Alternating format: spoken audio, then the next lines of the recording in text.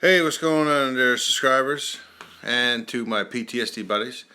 When you deal with PTSD, yelling can rear its ugly head in a few different ways. With PTSD, I mean, if a person gets triggered, and anger is a big thing with PTSD, they can immediately start yelling at whoever triggered them, or even whoever's in the room. You don't have to say anything to the person.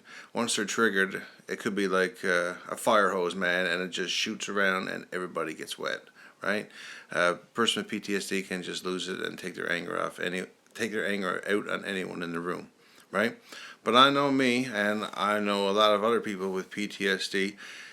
If you're being yelled at, you can immediately be triggered. I mean, that can be a huge trigger for people, right?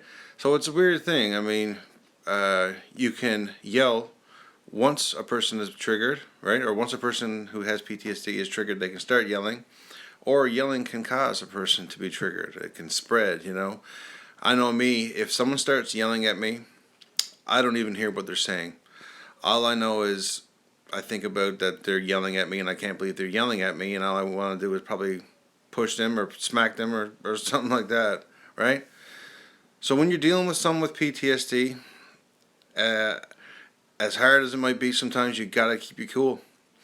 Because once you yell at them, you could be triggering them, and you could be in for a world hurt. You never know what's going to happen, right?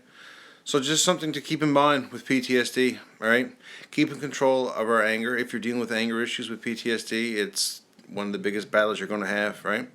But I know I dealt with anger with my PTSD, and knowing that yelling can cause someone else to be triggered has really helped me control my anger. Because the last thing I would want to do is trigger anybody with post-traumatic stress disorder.